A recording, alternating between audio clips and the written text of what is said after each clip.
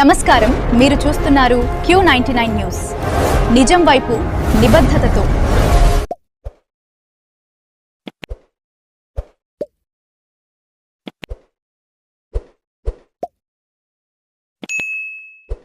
రాజు CPI Vizianagaram జిల్లా సమితి కార్యవర్గ సభ్యుడు.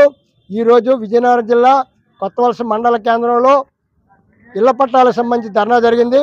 ముఖ్యంగా విషయం ఏంటంటే 2018లో ఆ రోజు ఉన్నటువంటి టీడీపీ ప్రభుత్వం సర్వే నెంబర్ 173, 169లో సుమారు 1060 మందికి పట్టాలు ఇవ్వడం జరిగింది. అయితే వాళ్ళకి ఎవరికి కూడా స్థలాలు అప్పగించలేదు. ఈలోపు గవర్నమెంట్ మారింది.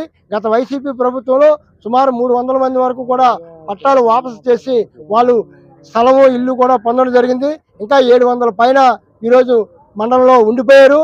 వీళ్ళందరికీ కూడా కూటమి ప్రభుత్వం వచ్చిన తర్వాత కూటమి ప్రభుత్వం వచ్చిన దగ్గర నుంచి కూడా కంటిన్యూషన్గా స్థానిక ఎమ్మెల్యే గారికి అధికారులకి తెలియజేస్తున్నాం. మా అందరికీ కూడా పట్టాలు ఉన్న వాళ్ళందరికీ కూడా స్థలాలు అప్పగించాలని కూడా అధికారుల చుట్టూ ఎమ్మెల్యే చుట్టూ తిరిగిన కూడా ఫలితం లేకపోయింది.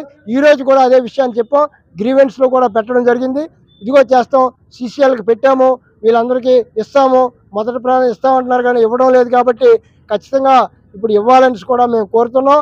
ఎందుకనంటే వీళ్ళందరికీ కూడా ఆన్లైన్లో అయితే జరిగే పరిస్థితి లేదు. ఎందుకంటే వీళ్ళందరికీ కూడా గతంలో ఆన్లైన్ చేస్తున్నారు కాబట్టి వీళ్ళందరికీ ఇష్యూ అయిపోయినట్టుగా ఉంది. కాబట్టి ఆఫ్లైన్ ద్వారాగానే ఇవ్వాలి, లేదా తొలగించండి. సరే, గతంలో పట్టాలు ఇచ్చిన వాళ్ళందరికీ కూడా వెంటనే స్థలం అప్పగించాలి. లేని నెల భవిష్యత్తులో మా ఆందోళన ఉధృతం చేస్తాం. ఎందుకంటే కూటమి ప్రభుత్వం ఎన్నికల హామీ ఇచ్చింది. ఈ హామీ ప్రకారం అయినా సరే వీళ్ళకి ఇవ్వాలి. మరి ఎందుకు స్థానిక శాసనసభ్యులకి కనీసం పట్టలేదు? ఏమనంటే 3 సార్లు ఆవిడకి తెలియజేసినా సరే ఫలితం లేదు. ఇదిగో చూస్తాం, అదిగో చూస్తాం.